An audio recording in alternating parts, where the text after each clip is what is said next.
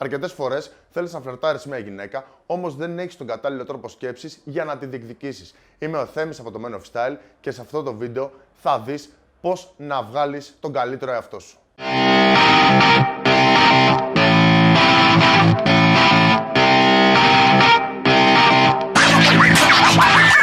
Σίγουρα θα έχει περάσει από το μυαλό σου ότι θέλω τη συγκεκριμένη γυναίκα ή έχω φάει κόλμα με τη συγκεκριμένη γυναίκα ή δεν θέλω να με απορρίψει. Και οι τρεις τρόποι σκέψης που σου έχω πει μέχρι τώρα είναι όλοι λανθασμένοι αν θέλεις να διεκδικήσεις μια γυναίκα, πόσο μάλλον εάν δεν έχετε επικοινωνήσει καθόλου μέχρι αυτή τη στιγμή. Δείχνεις πολύ μεγάλη απελπισία και θέλεις την αποδοχή της γυναίκας και ήδη την έχεις αναγάγει σε κάτι πάρα πολύ σημαντικό πριν καν φλερτάρεις. Επίσης, η απόρριψη είναι κάτι δεδομένο, δεν υπάρχει άνδρας που δεν έχει απορριφθεί. Ο μοναδικός άνδρας που δεν έχει απορριφθεί, μάλλον είναι κάποιο celebrity ή ο άνδρας που δεν έχει προσεγγίσει ποτέ. Οπότε θα χρειαστεί να συμφιλειωθείς με την απόρριψη, να μην τρως κόλλημα με μια γυναίκα που δεν έχεις φλερτάρει και δεν έχεις επικοινωνήσει ακόμα.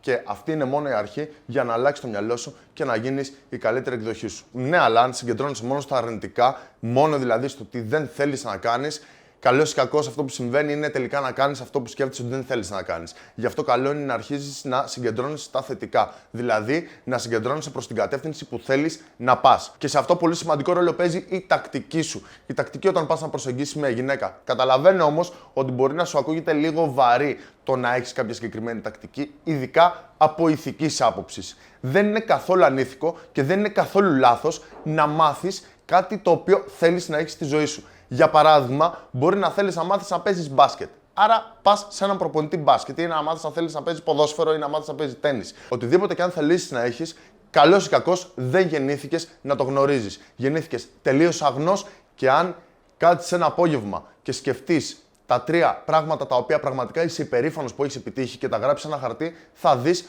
ότι αυτά τα πέτυχες επειδή έμαθες, επειδή διδάχτηκες, επειδή προσπάθησες και επέμεινες για να έχεις αυτά τα αποτελέσματα. Κάτι ακόμα να προσθέσω. Όταν μιλάμε για τακτική, πλάνο και πώς ακριβώς θα πας να προσεγγίσεις μια γυναίκα, δεν σημαίνει ότι πρέπει ή ότι θέλεις να την πείσεις για κάτι το οποίο δεν θέλει. Αυτό που σημαίνει είναι ότι πρέπει να κάνεις την καλύτερη προβολή του εαυτού σου. Για παράδειγμα, το ίδιο γίνεται και όταν κάνει κάποιος μια πώληση. Όταν πας να αγοράσεις ένα λάπτοπ ή όταν πας να αγοράσεις ένα καναπέ, ο άνθρωπος που σε εξυπηρετεί κάνει μια παρουσίαση του προϊόντος. Οπότε δεν είναι κακό να μάθεις να επικοινωνείς καλύτερα, γιατί αυτό εξελίσσει τον τρόπο σκέψης σου και φυσικά την ποιότητα ζωής σου. Τώρα μιλώντας για προετοιμασία, τακτική και τι ακριβώς θα κάνεις για να προσεγγίσεις μια γυναίκα.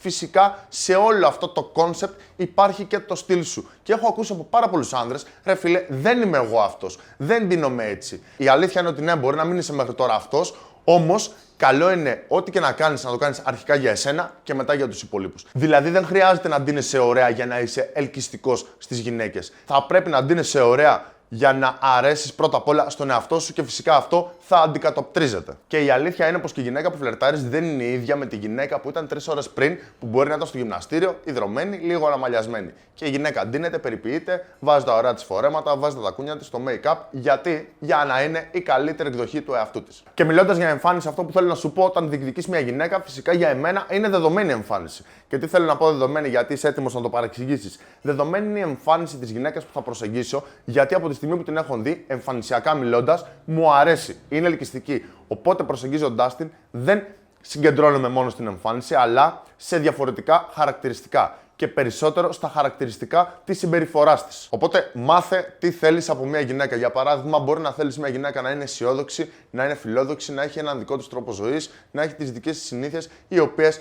προσθέτουν στη ζωή σου. Γι' αυτό μετατόπισε τη σκέψη σου και όταν φλερτάρεις με μια γυναίκα, σκέψου αυτό. Σκέψου να δεις τι σου αρέσει πραγματικά στο χαρακτήρα της, τη συμπεριφορά της και στον τρόπο που ζει. Οπότε μέχρι τώρα έχουμε πει να μην συγκεντρώνεσαι μόνο στα αρνητικά, αλλά να συγκεντρώνεσαι προς την κατεύθυνση που θέλεις να πας, να συγκεντρώνεσαι δηλαδή στα πράγματα τα οποία θέλεις να γίνουν, να μάθεις έναν συγκεκριμένο τρόπο ή έναν διαφορετικό τρόπο, εάν ο τρόπος που έχεις δεν λειτουργεί.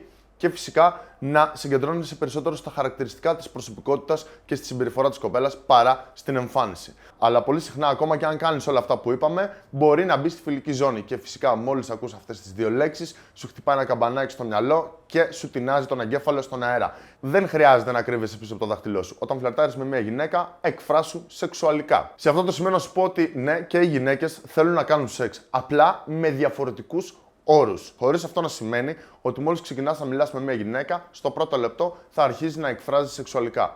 Πρέπει να βρεις την κατάλληλη ισορροπία ανάλογα με τον άνθρωπο που έχεις απέναντί σου. Γι' αυτό λοιπόν, σταμάτα να μιλάς με τις γυναίκες λες και είναι παιδάκια. Λες και νομίζω ότι θα τις πληγώσεις. Δεν χρειάζεται. Όλοι οι άνθρωποι είναι υπεύθυνοι για τις επιλογές τους. Και όταν αρχίζεις να εκφράζεις σεξουαλικά με μια γυναίκα, αυτό που συχνά συμβαίνει είναι να εμφανιστούν τα περιβόητα τεστ. Εάν δεν έχουν εμφανιστεί μέχρι εκείνη τη στιγμή. Αυτό που πρέπει να κάνεις είναι να περάσεις τα τεστ, να τα εκμεταλλευτείς, να τα δεις σαν ευκαιρίες, γιατί από αυτά τα τεστ θα δει και η γυναίκα εάν θέλει να εμπλακεί σεξουαλικά μαζί σου. Επίσης, όταν εκφράζεσαι με σεβασμό, δεν χρειάζεται να απολογείσαι ποτέ. Έχεις ακούσει ποτέ μια γυναίκα να νιώθει έλξη για έναν άντρα και να απολογείται για αυτό? Όχι. Εσύ γιατί το κάνεις? Πρακτικά αυτό που συμβαίνει στους περισσότερους άνδρες όταν ξεκινάνε να φλερτάρουν είναι να το βλέπουν σαν νίκη ή αποτυχία.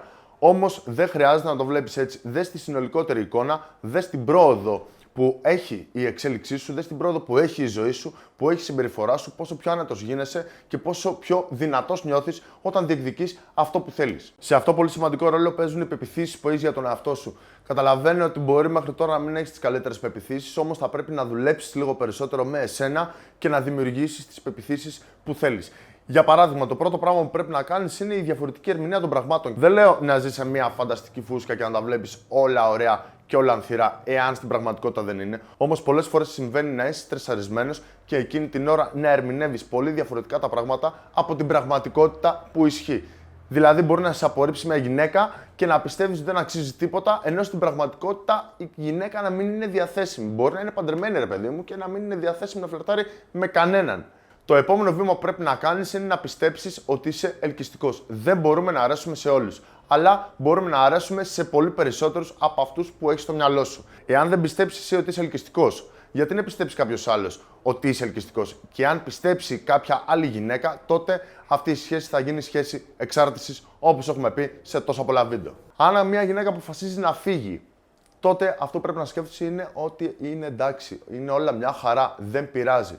Μερικά πράγματα όταν τα χάνεις τα εκτιμάς περισσότερο. Και φυσικά, κλείνοντας, θα πρέπει να βάλεις πολύ καλά στο μυαλό σου ότι ποτέ δεν κυνηγάς μια γυναίκα. Και όταν λέω δεν κυνηγάς μια γυναίκα, εννοώ δεν δέχεσαι προσβολές, δεν δέχεσαι απειλές, δεν δέχεσαι βρισχές, δεν δέχεσαι τίποτα από αυτά. Δηλαδή, έχεις την αυτοεκτίμησή σου. Ήμουν ο Θέμης από το Men of Style και σε αυτό το βίντεο είδες πώς να γίνεις ο καλύτερος σε αυτό σου.